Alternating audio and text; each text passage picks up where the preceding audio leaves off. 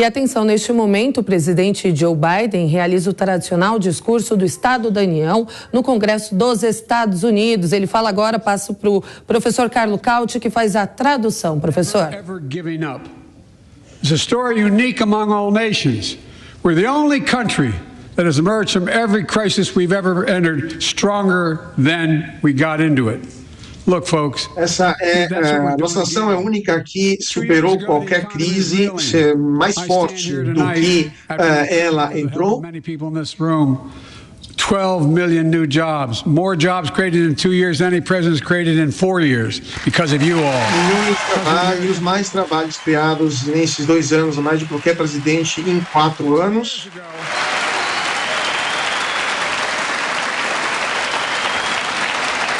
And 2 years ago, COVID 2 anos atrás, down, our businesses were closed, our schools were robbed of so much, and today COVID no longer controls our lives.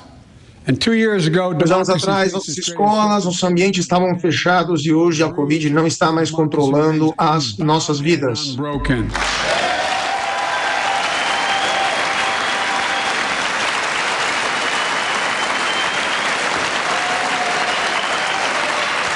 As we gather here tonight, we're writing the next chapter in the great American story, a story of progress and resilience. When world leaders hoje estamos aqui para um novo capítulo da história americana, uma história de resiliência, de força. And I mean this, possibilities. We don't think anything is beyond our capacity. Everything is a possibility. You know, we're often told, possibilidades, nada é além de nossas capacidades, as possibilidades. But over the past 2 years, we've proved the cynics and naysayers wrong. Yes, we disagreed plenty. And yes, there were times when Democrats went alone. But time and again, Democrats and Republicans came together to defend a stronger and safer Europe. You came together to pass once in a generation infrastructure law, building bridges connecting our nation and our people. We came together to pass. Anos atrás, a gente estava divididos, mas agora democratas e republicanos voltaram junto para defender a Europa e também para construir um grande plano de infraestruturas nos Estados Unidos. It was important.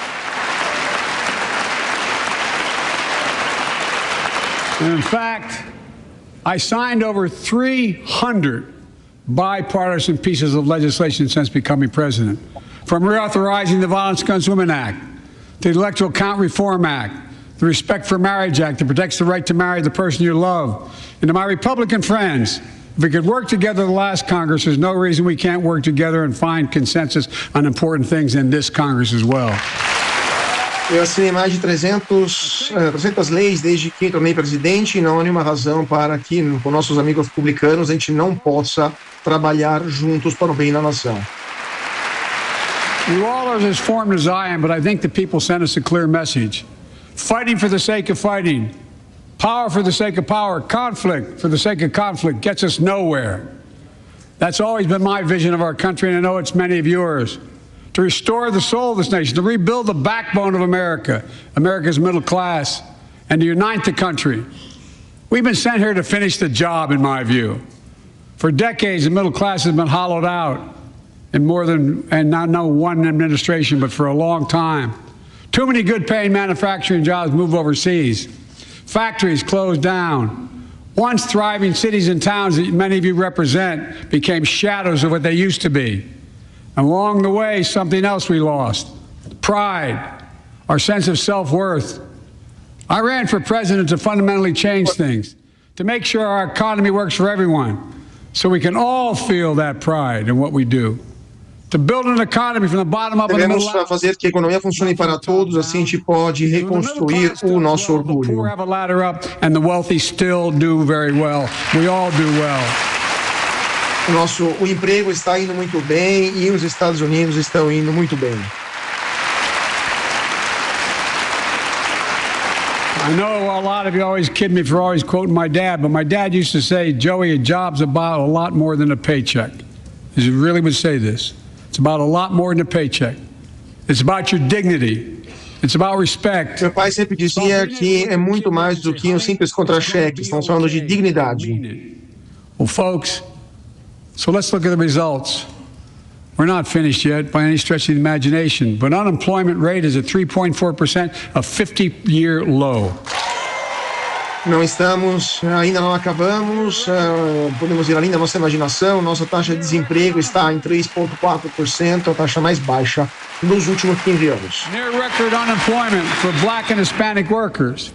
We've already recorde de desemprego para os negros e para os hispânicos. Fastest growth in 40 years. And where is it written?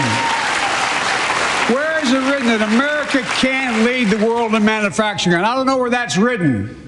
For too many decades, os Estados Unidos podem deixar para lá a manufatura. Não sei onde isso está escrito. What you've all done, we're exporting American products and creating American jobs. Podemos voltar a produzir produtos americanos e criar empregos americanos.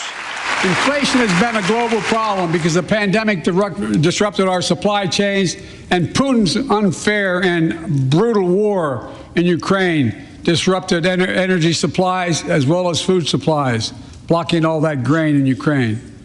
But we're a pandemia e também uma guerra brutal na Europa acabou desorganizando as cadeias de produção de fornecimentos globais. Here at home, gas prices are down $1.50 from their peak. Food inflation is coming down, not fast enough, but coming down. Inflation has fallen every month for the last 6 months. Take-home pay has gone up. Os gás estão diminuindo, a inflação também está caindo a cada mês. Last 2 years, a record 10 million Americans applied to start new businesses. 10 million. Nos últimos 2 anos foi um recorde, 10 milhões de americanos apresentaram pedido para criar novas empresas. Every time someone starts a small business is an act of hope. Toda vez que alguém cria uma nova empresa é um ato de esperança. To capital and the historic laws we enacted that are going to just come into being. Standing here last year, I shared with you a story of American genius and possibilities. Semiconductors, small computer chips the size of a fingerprint. Power everything. O ano passado, quando eu estava aqui, eu compartilhei com vocês uma história de exploração americana com semicondutores, coisas tão pequenas que podem estar no palmo de uma mão. We used to make 40% of the world's chips. A gente fazia 40% dos microprocessadores do mundo. E agora produzimos 10%. When chip factories shut down overseas. Today's automobiles need 3,000 chips each of those automobiles. But American automobiles couldn't make enough cars because there weren't enough chips. Car prices went up, people got laid off. So did everything from refrigerators to cell phones. We can never let that happen again. That's why we Por causa da falta de microprocessadores, a gente não podia produzir carros, refrigeradores. A gente não pode deixar isso acontecer novamente, é por isso que eu estou atuando.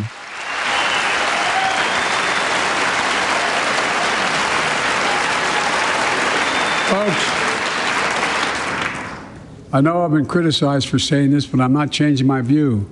We're going to make sure the supply chain criticado para falar isso, mas não mudei minha ideia. America. The supply chain begins in America. A cadeia de suprimento tem que voltar nos Estados Unidos. We've already created 800,000 new manufacturing jobs without this law, before the law kicks in. With this new law, we're going to create hundreds of thousands of new jobs across the country. And I mean all across the country, throughout not just the coast, but through the middle of the country as well. That's going to come from companies. Trabalhos em todo o país, não apenas no litoral. $1 billion in investment in American manufacturing over the next few years. Outside of Columbus, Ohio, teremos bilhões de dólares investidos na manufatura americana. 1,000 acres, literally a field of dreams. It's going to create 10,000 jobs, that one investment. 7,000 construction jobs. 3,000 jobs in those factories once they're finished. They call them factories. Jobs paying an average of $130,000 a year, and many do not require a college degree. Estamos acompanhando, né, o presidente americano Joe Biden, que faz o discurso de Estado da União, o segundo do ano. Carlo Cauti, te agradeço pela tradução, já quero até te fazer uma pergunta, professor, a respeito. Pelo que me parece, né, pelo que eu estou vendo aí, esse discurso é um discurso do tipo uma prestação de contas, né, que ele apresenta o que já fez, descreve seus planos, prioridades.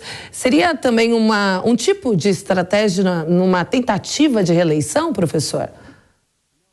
De fato, as eleições acabaram de acontecer nos Estados Unidos, né, eleições de meio de mandato, os democratas até que conseguiram segurar um pouco a avançada dos republicanos, mas o discurso sobre o Estado da União é um encontro tradicional na política americana. Todos os anos, os presidentes que estão no cargo devem se apresentar ao Congresso dos Estados Unidos para para explicar o que fizeram durante o último ano de mandato, o que irão fazer também no ano que está entrando. Então, Joe Biden está dizendo como ele enfrentou a parte final da pandemia e também está dando alguns números da economia americana que, de fato, está indo razoavelmente bem, considerando a conjuntura internacional. Lembrando que os Estados Unidos cresceram, os dados ainda são preliminares, mas cresceram por volta de 2,1% em 2022. A inflação está bastante alta por lá, a oficial está 6,5%, mas obviamente isso varia muito de setor para setor.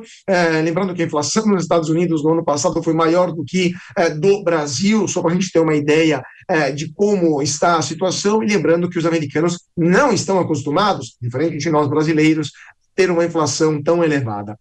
O que de fato é interessante é notar como o emprego nos Estados Unidos está a um patamar mais elevado, né? A taxa de desemprego é muito baixa nos Estados Unidos, falamos de desemprego natural, desemprego fisiológico, né? Então, está por volta de 3,4%, e os americanos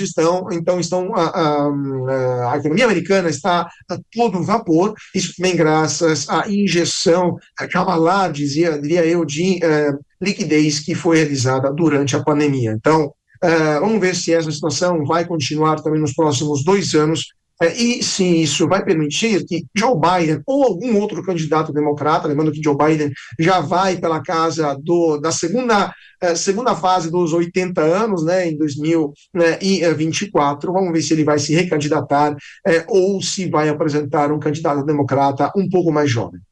Bom, o que eu achei curioso também, professor, assistindo aí esse discurso, é a quantidade de vezes, né, que as pessoas, inclusive Kamala Harris, atrás do presidente Joe Biden, elas se levantam e sentam, elas se levantam o tempo todo para aplaudir, né?